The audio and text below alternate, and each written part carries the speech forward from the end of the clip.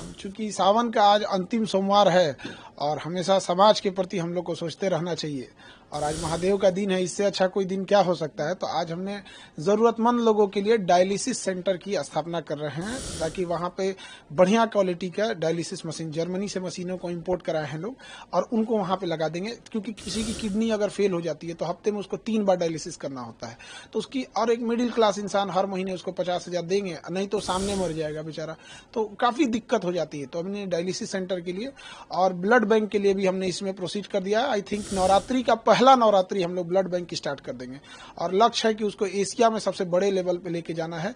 Khan sir Shiv की भक्ति में डूब गए हैं, सिर पर त्रिपुंड लगा लिया है और भगवान शिव की भक्ति में उन्होंने गरीबों के लिए ब्लड बैंक और डायलिसिस सेंटर खोलने का निर्णय ले लिया है, इसकी शुरुआत कर दी है। नमस्कार, दर्शक न्यूज़ देख रहे हैं आप, मैं हूं अनुराग। खान सर का बिल्कुल अलग रूप देखने को मिला है। सावन की आखिरी सोमवारी पर खान सर शिव की भक्ति में डूबे नजर आ रहे हैं। खान सर ने सिर पर त्रिपुंड लगाया है और शिव की भक्ति में डूबे हुए हैं और इस मौके पर सावन की आखिरी सोमवारी पर उन्होंने एक बड़ा फैसला लिया और अब वो गरीबों के लिए ब्लड बैंक और डायलिसिस सेंटर खोलेंगे। इसकी शुरुआत आज कर दी गई है और नवरात्रि तक, यानी जो देवी माह की शुरुआत होगी, नवरात्रि की शुरुआत होगी, उस दिन तक ये तैयार हो जाएगा और गरीबों के लिए ब्लड बैंक और डायलिसिस सेंटर जो है वो काम करने लगेगा। तो खान सर ने ये बड़ा कदम उठाया है सावन की सोमवारी पर। उन्होंने बताया है कि उन्हें शिव की भक्ति क्यों पसंद है, शिव ने उनकी रक्षा की है। क्या कुछ कह रहे हैं खान सर शिव की भक्ति पर, सुनिए आप। अब चूंकि सावन का आज अंतिम सोमवार है और हमेशा समाज के प्रति हम लोग को सोचते रहना चाहिए और आज महादेव का दिन है, इससे अच्छा कोई दिन क्या हो सकता है। तो आज हमने ज़रूरतमंद लोगों के लिए डायलिसिस सेंटर की स्थापना कर रहे हैं ताकि वहाँ पे बढ़िया क्वालिटी का डायलिसिस मशीन, जर्मनी से मशीनों को इंपोर्ट कराए हैं लोग और उनको वहाँ पे लगा देंगे। क्योंकि किसी की किडनी अगर फेल हो जाती है तो हफ्ते में उसको 3 बार डायलिसिस करना होता है, तो उसकी और एक मिडिल क्लास इंसान हर महीने उसको 50,000 देंगे, नहीं तो सामने मर जाएगा बेचारा, तो काफ़ी दिक्कत हो जाती है। तो हमने डायलिसिस सेंटर के लिए और ब्लड बैंक के लिए भी हमने इसमें प्रोसीड कर दिया। आई थिंक नवरात्रि का पहला नवरात्रि हम लोग ब्लड बैंक की स्टार्ट कर देंगे और लक्ष्य है कि उसको एशिया में सबसे बड़े लेवल पे लेके जाना है ताकि गरीब इंसान ना भटक सके। और आज सोमवार है और चूंकि हम शुरू से ही रहा है, इस सब चीज़ों में हमारा लगाव रहा है और इसका एक कारण भी है। एक बार क्या हुआ था, बहुत साल पहले यहाँ हम सोफा पे ही बैठे थे और ये देखिएगा आपको, तो ये मेरा सोफा, इस पे हम बैठे थे और ऊपर महादेव की तस्वीर लगी हुई है और जब बम चलाया था सब ना, तो इस दीवार के इसी सोफा के गद्दे पे लग गया था। ये वाला सोफा नहीं था वहाँ पे, इस पे। तभी से हमको लगा कि नहीं, महादेव हमको बहुत मानते हैं, तो इसलिए उन्हीं का दिन सबसे अच्छा लगा। तो आज ही के दिन हमने इसकी घोषणा कर दिया और अब इसको देखते हैं कैसे महादेव ले जाते हैं आगे। खान साहब लगता महादेव के भक्त हैं, हमको सबसे अच्छा जमता है। सबकी रिस्पेक्ट करनी चाहिए। आपने बोला कि एशिया का नंबर 1 बनाएंगे ब्लड बैंक और डायलिसिस सेंटर। देखिए, हमको ना इसको हर डिस्ट्रिक्ट पे ले जाना है क्योंकि गरीबी किसी एक जगह पे नहीं है, तो धीरे धीरे करके हमको हर डिस्ट्रिक्ट पे लेके जाना है। स्टार्टिंग पटना से करेंगे और उसके बाद वहां से हर डिस्ट्रिक्ट तक ले जाएंगे और ब्लड बैंक को भी हम लोग ने लगभग हर डिस्ट्रिक्ट पे अवेलेबल कराएंगे।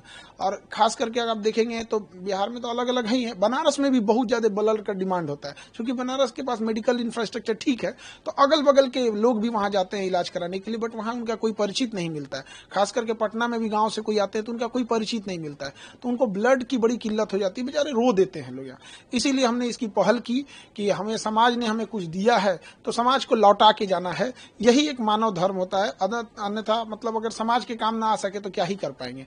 और इसको धीरे धीरे हर एक डिस्ट्रिक्ट पे ले जाएंगे ताकि कोई भी इंसान को एक भलाई हो सके, उसको समाज को एक अच्छा आउटकम मिल सके। खान सर, आप शिक्षक के साथ साथ आप समाज सेवक भी बनेंगे क्योंकि एक समाज का अच्छा कार्य होगा।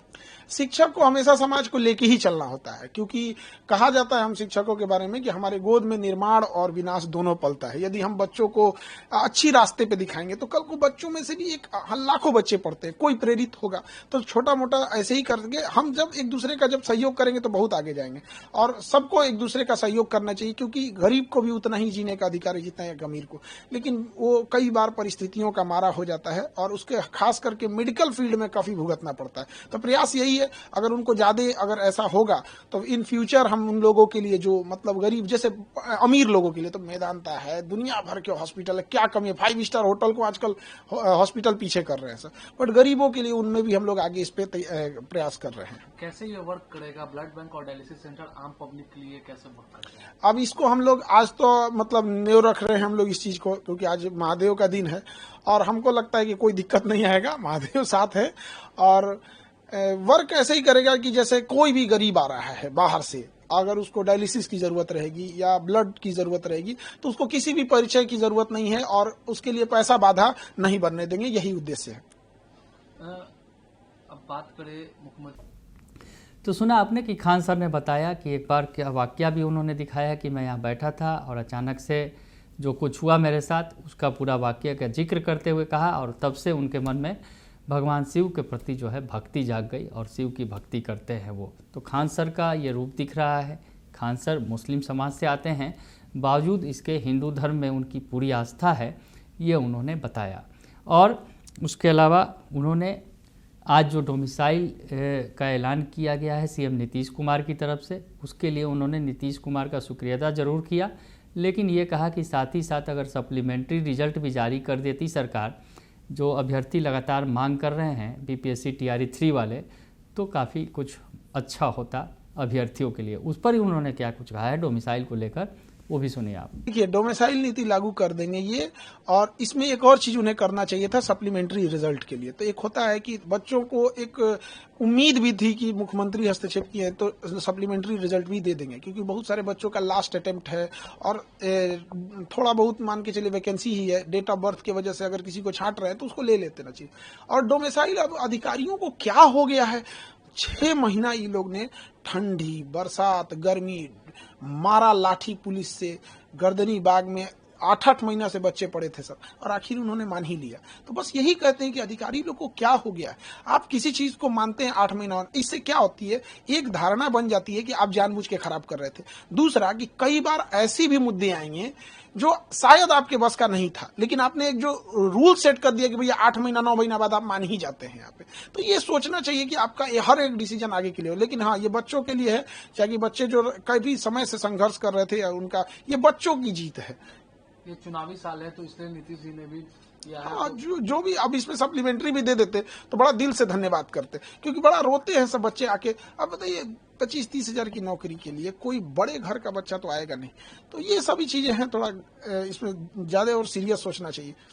एसएससी का प्रोटेस्ट भी जिस तरीके से जो हुआ दिल्ली में, उसको लेकर एसएससी में नाकारे लोग बैठ गए हैं, जिनको मतलब कोई काम धाम नहीं बचा हुआ है, जिसे पता ही नहीं है कि क्वेश्चन कैसे आता है, लैपटॉप में लेके रिजल्ट बैठा है। पुलिस का बर्ताव भी बहुत गलत था। हमारे एक शिक्षक को एक अमानवीय भाषा बोली गई पुलिस के द्वारा। पुलिस भी ना भूले कि हम लोग भी पढ़ा रहे हैं बच्चों को और हम अपने लिए नहीं लड़ रहे हैं। जो भी शिक्षक हैं आज भारत के एकजुट हुए हैं, अपने लिए नहीं, इन्हीं के लिए कर रहे हैं। जो संस्था ऑलरेडी ब्लैक लिस्टेड है उसको एसएससी ने टेंडर कैसे दे दिया? मध्य प्रदेश में एडीक्यूटी को ब्लैक लिस्टेड श्रेणी में रखा जा रहा है। अब वो एडीक्यूटी यूपी और बिहार में एंट्री मारने के लिए सोच रही है, तो उसे यहां भी रोकना चाहिए और उस पर दोबारा विचार करना चाहिए कि बच्चों के भविष्य के साथ ना खेले। तो सुना आपने कि उन्होंने कहा कि अगर सरकार साथ ही साथ सप्लीमेंट्री रिजल्ट दे देती तो बहुतों का भला हो जाता। तो उसके साथ ही साथ उन्होंने बिहार एसआईआर, जिस पर काफ़ी कुछ सियासत हो रही है और मामला अब यूँ कहा जाए कि नेता प्रतिपक्ष तेजस्वी यादव के इर्द गिर्द घूम रहा है, क्योंकि जिस तरह से तेजस्वी यादव के नाम पर दो वोटर आईडी कार्ड जो मिले हैं उसको लेकर जो है नोटिस भी जारी किया गया इलेक्शन कमीशन की तरफ से। तो इस पर क्या कुछ कहा है खान सर ने बिहार एसआईआर को लेकर, वो भी सुनिए आप। देखिए, चुनाव आयोग हो गया, सुप्रीम कोर्ट हो गया, ये जो संवैधानिक संस्थाएं होती हैं ये राजनीति और पार्टी दलगत चीजों से ऊपर होती है। तो इनको कहीं ना कहीं इससे देश का भी साख जुड़ा होता है, तो इन्हें स्वतंत्र रूप से काम करना चाहिए और थोड़ा मीडिया को भी इसमें सजग होना चाहिए। क्या है कि मीडिया चुनाव से पहले ओपिनियन पोल दिखाने लगती है, तो आप जब 2 महीने से किसी चीज को दिखा रहे हैं कि ये जीतेगा ये जीतेगा ये जीतेगा, फिर चुनाव के दिन अगले दिन एग्जिट पोल दिखाने लगते हैं, फिर अगले दिन विश्लेषण करने लगते हैं। अब एक जो इंसान, एक साधारण इंसान घर में टीवी पे देख रहा है 2 महीने से फलाना पार्टी जीतने वाली है, अचानक जब कोई दूसरी जीतेगी तो क्या बोलेगा? तो एक चुनाव आयोग पे इस पे रोक लगाना चाहिए कि भाई आप क्यों एग्जिट पोल दिखाएंगे, वो तो अपना ही रिजल्ट दे देगा यहाँ।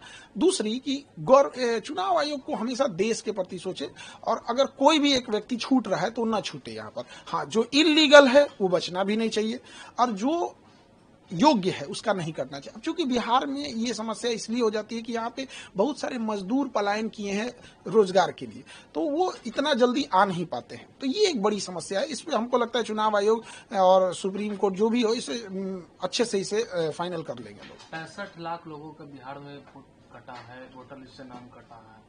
देखिए, ये वो लोग भी हो सकते हैं, इसमें मिलाना पड़ेगा कि वो 65 लाख लोग क्या पिछली बार वोट दिए थे लोकसभा में, तो ये भी तो एक चुनाव आयोग पे भी और एक भारत की छवि पे भी जाएगा कि आप एक इलेक्शन में उनसे वोट डलवा रहे हैं, एक इलेक्शन में कटवा रहे हैं। तो इसमें ये बात राजनीति और ये सब चीजों की नहीं है, एक वर्ल्ड हमें किस नजर से देखेगा, फिर हमारी रैंकिंग लोकतंत्र में कहाँ जाएगी। तो हमेशा ऐसा स्टेप होना चाहिए कि देश सर्वोपरि होनी चाहिए, राजनीति दल ये बाद की चीजें है, देश रहेगा तो सब रहेंगे। तो ये बड़ी जिम्मेदारी आती है, खास करके सुप्रीम कोर्ट, चुनाव आयोग जैसे निष्पक्ष संस्थाओं की ये जिम्मेदारी बन जाती है। तो सुना आपने कि बिहार SIR पर भी वो बता रहे हैं कि क्या कुछ होना चाहिए, जो प्रक्रिया है वो बता रहे हैं सही है, कुछ कुछ ज़रूर इसमें खामियां हैं, उसको दूर की जानी चाहिए, ये बताते हुए खान सर नज़र आ रहे हैं और शिव की भक्ति में सावन की आखिरी सोमवारी पर डूब गए हैं। बने रहिए दर्श न्यूज़ के साथ, तमाम खबरों से आपको अपडेट रखेंगे।